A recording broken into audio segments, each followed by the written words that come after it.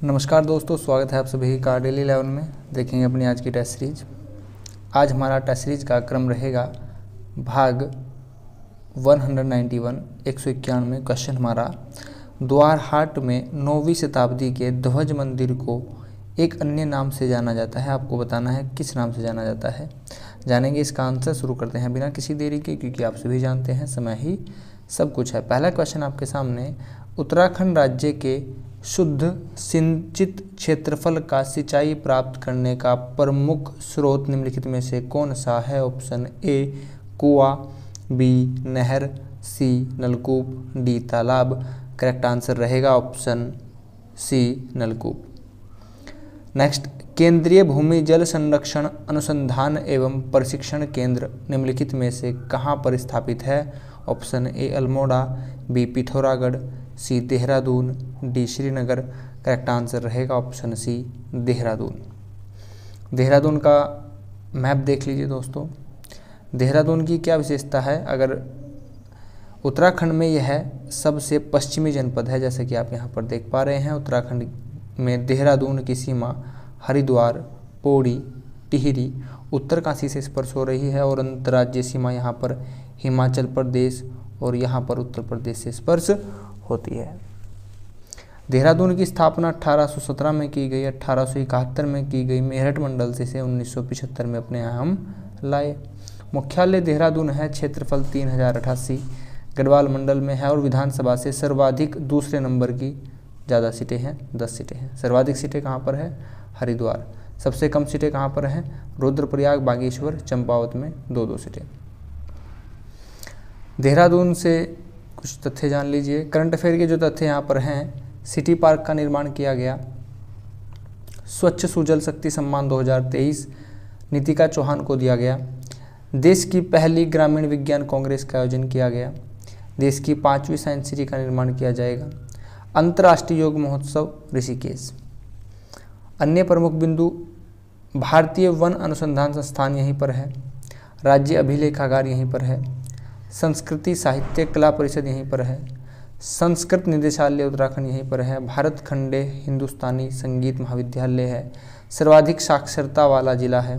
सबसे पश्चिमी जिला है। सर्वाधिक राज्यों से सीमा स्पर्श करती है। 2 राज्यों से सीमा स्पर्श करती है, जैसे कि आपने मैप में देखा, उत्तर प्रदेश और हिमाचल प्रदेश। अस्थायी राजधानी है उत्तराखंड की देहरादून। रंगमंडल यहीं पर है। रंगमंडल देहरादून के साथ साथ अल्मोड़ा में भी स्थित है। मंदिर की बात करें, टपकेश्वर महादेव मंदिर यहीं पर है। सुरकुंडा मंदिर यहीं पर है। ज्वालाजी मंदिर यहीं पर है। लाखा मंडल मंदिर यहीं पर है, इम्पोर्टेंट है। भद्रास मंदिर यहीं पर है। लाखा मंडल की शैली नागर शैली है। झंडा मेले यहीं पर है। बिस्सू मेला यहीं पर लगता है। मौन मेला मछलियों का मेला है, यहीं पर होता है।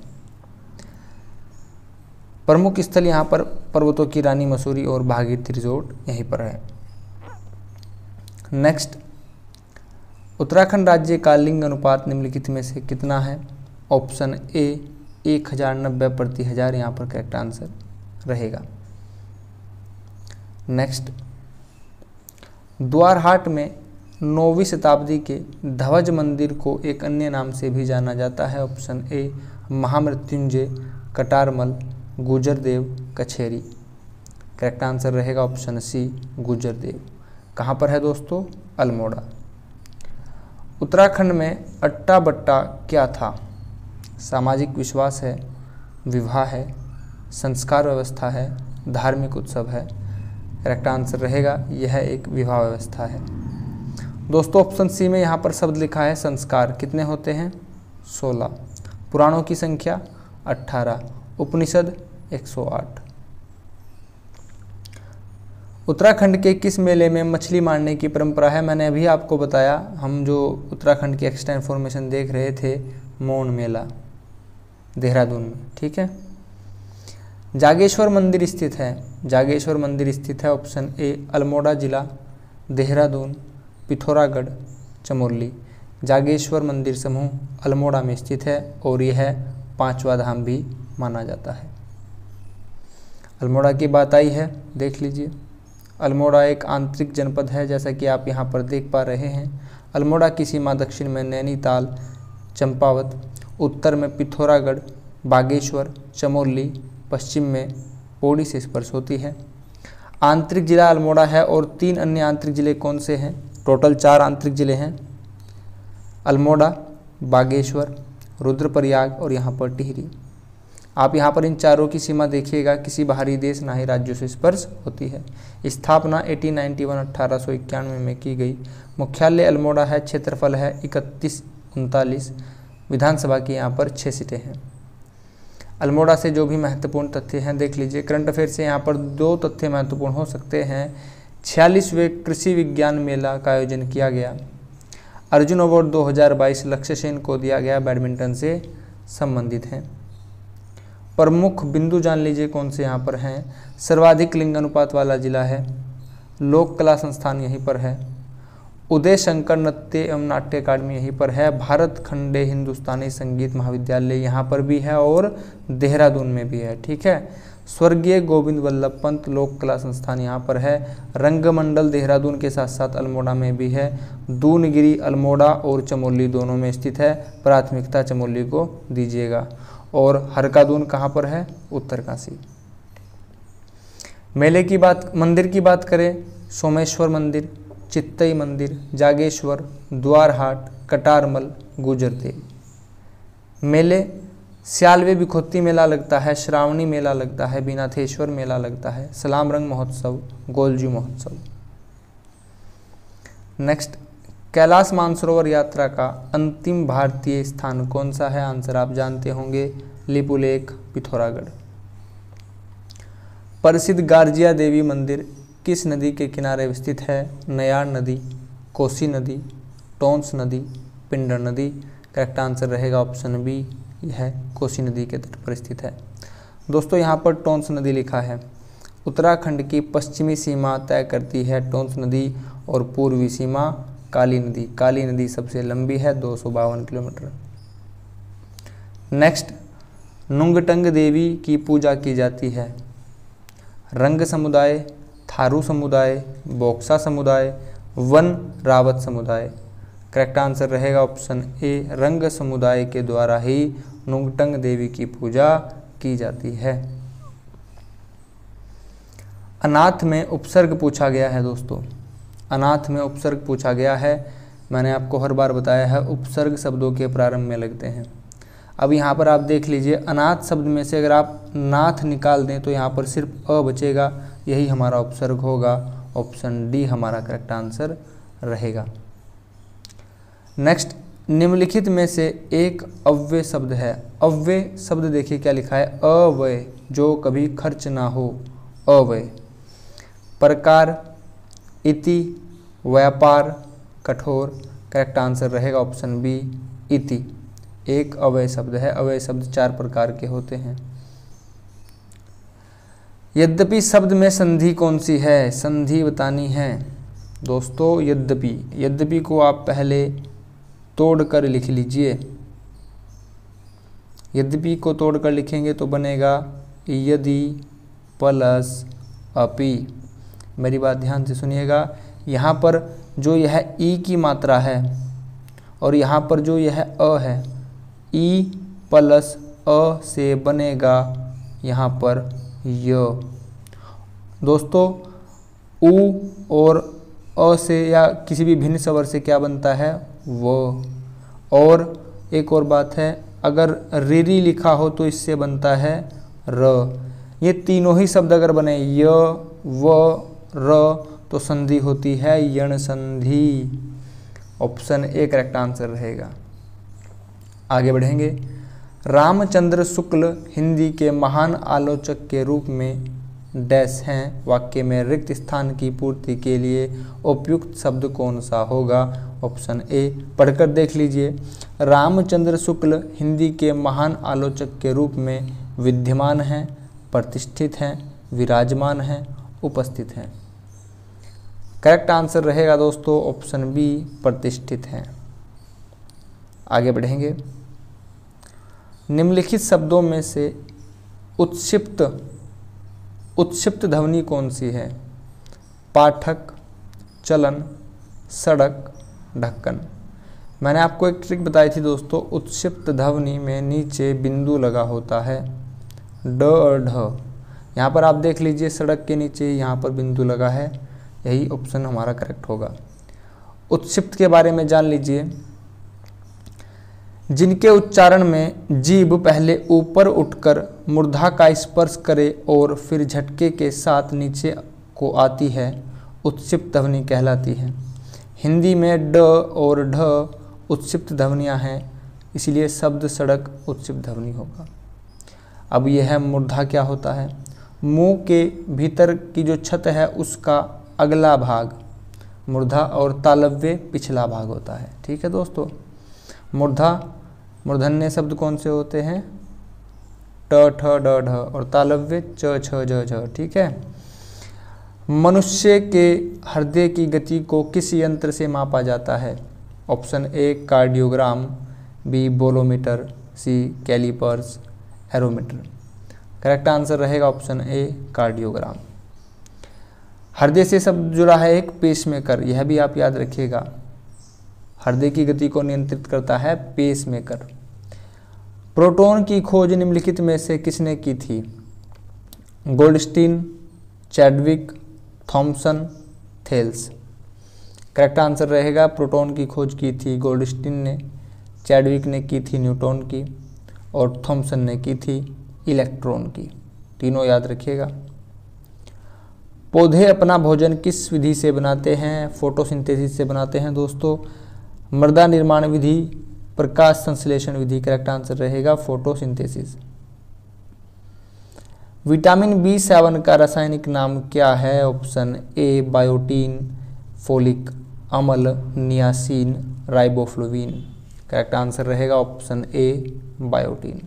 यहाँ पर शब्दावली आई है विटामिन के बारे में सभी तथ्य जान लेंगे। पहले आप विटामिन के बारे में जान लीजिए। विटामिन की खोज की थी कासिमिर फंक ने।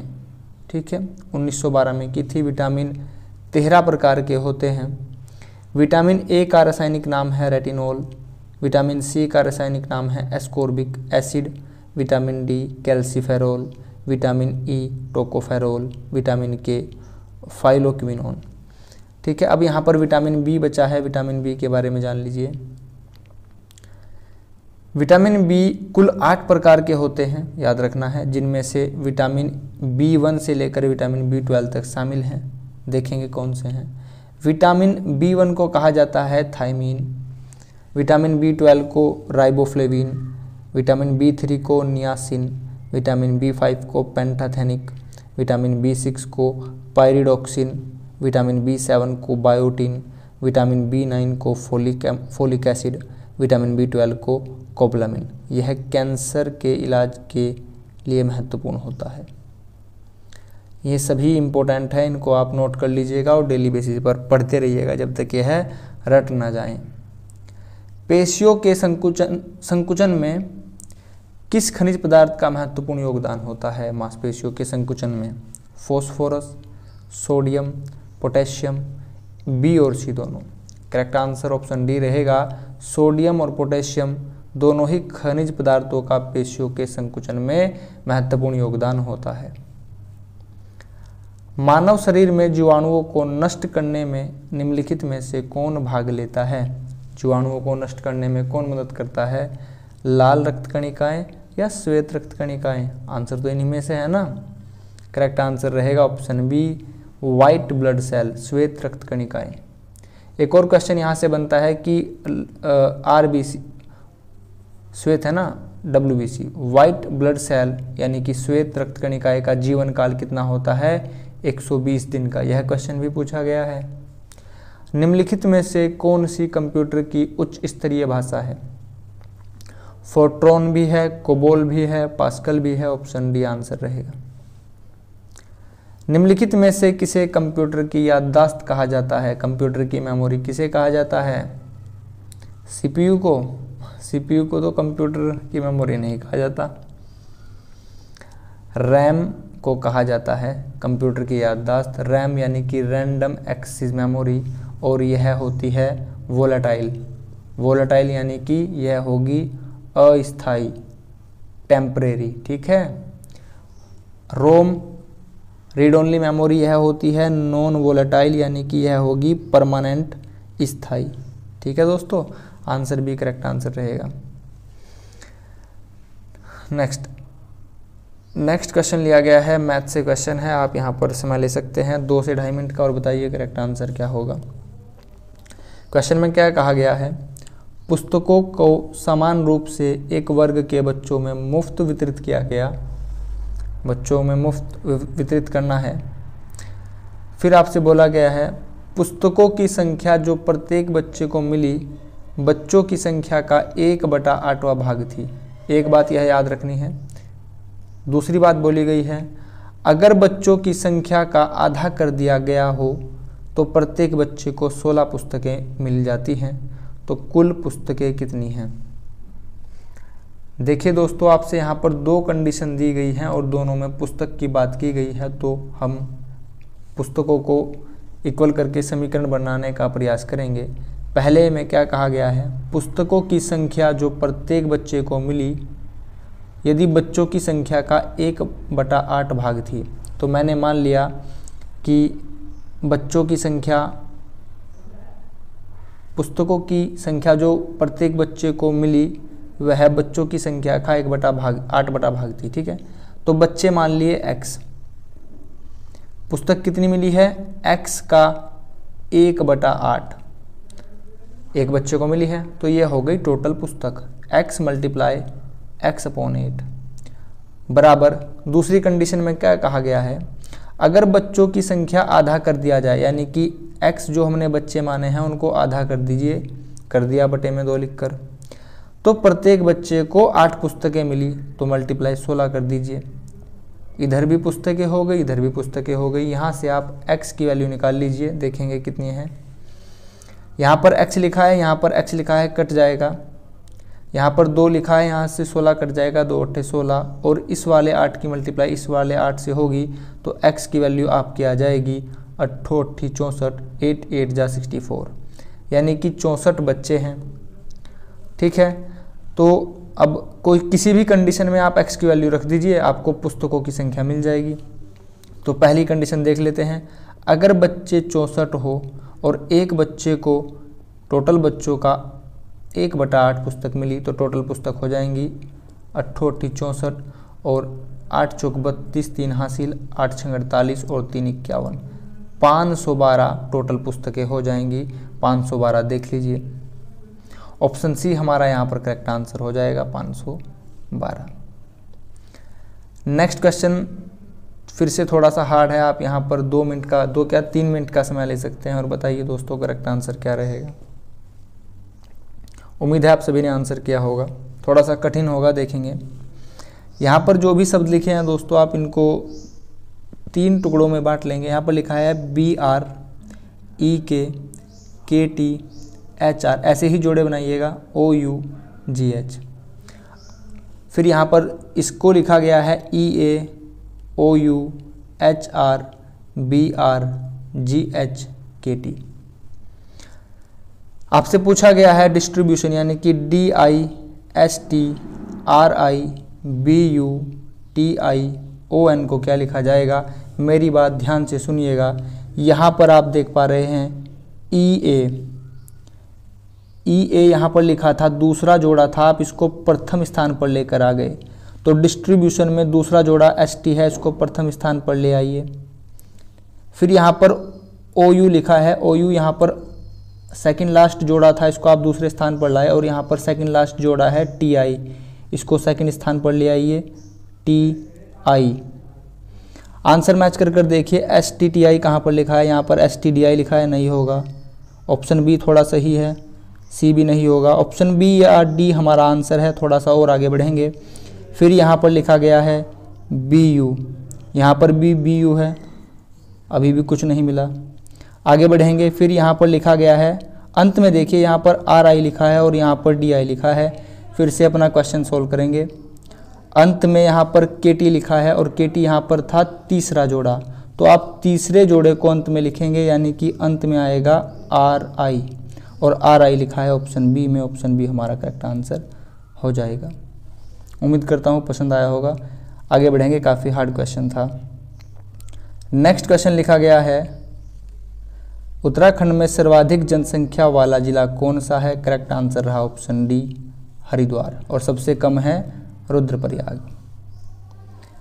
Next question of the day हमारा, हरिद्वार के रुड़की में भारत के पहले इंजीनियरिंग कॉलेज की स्थापना निम्न में से किसके द्वारा की गई? Option A Dalhousie, B Lord Lytton, C William Bentinck, D Canning. इसका आंसर आप सभी कमेंट बॉक्स में देंगे। दोस्तों, अगर आप चैनल पर नए हो, वीडियो आपको हेल्पफुल लगी हो, एक्स्ट्रा इन्फॉर्मेशन आपको हेल्पफुल लगी हो, तो प्लीज़ वीडियो को लाइक कीजिएगा, कमेंट बॉक्स में अपने विचार शेयर कीजिएगा। वीडियो का लिंक आप सभी तक शेयर कीजिएगा, व्हाट्सएप स्टेटस पर लगाइएगा, अपने परिजनों को सेंड कीजिएगा, शेयर कीजिएगा। अगर आप चैनल पर नए हो तो प्लीज़ चैनल को सब्सक्राइब कीजिएगा। आप सभी ने अपना कीमती समय चैनल को दिया है, इसके लिए आप सभी का बहुत बहुत धन्यवाद। Thanks for watching. आपका दिन शुभ हो। नमस्कार दोस्तों।